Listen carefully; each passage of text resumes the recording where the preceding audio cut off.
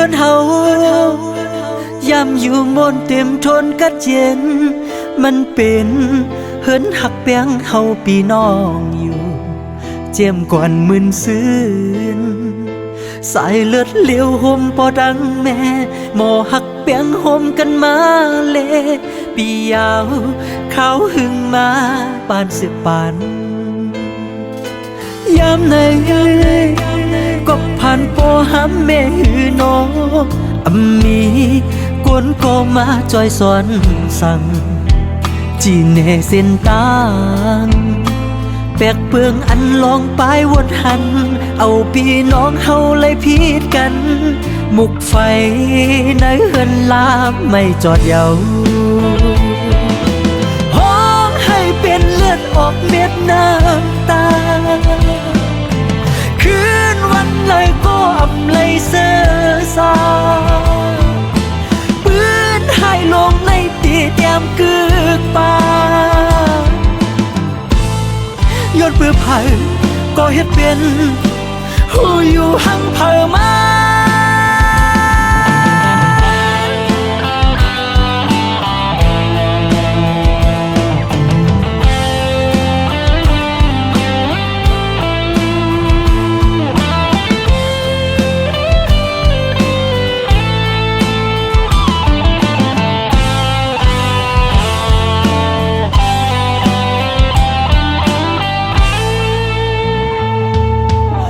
เฮา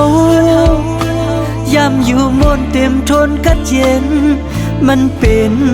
เฮินหักแป้งเฮาปีน้องอยู่เจียมก่อนมึนซื่นสายเลือดเลี้ยวห่มปอดังแม่หมอหักแป้งห่มกันมาเลปียาวเขาหึงมาปานสิปานยามไหนก็ผ่านปอห้ำแม่หือน้องมีกวนก็มาจอยสอนสั่ง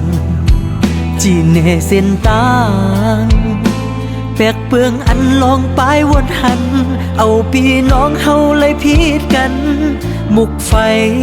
ในเฮือนลาบไม่จอดเยาห้องให้เป็นเลือดออกเม็ดน้ำตาคืนวันเลยก็อับเลยเสื้อสาปืนให้ลงในตีแต้มกึกปาย้อนเปื้อไผ่ก็เฮ็ดเป็นหูอยู่หังเผอมาย้อนเปื้อไผ่ก็เฮ็ดเป็นหูอยู่หังเผอมา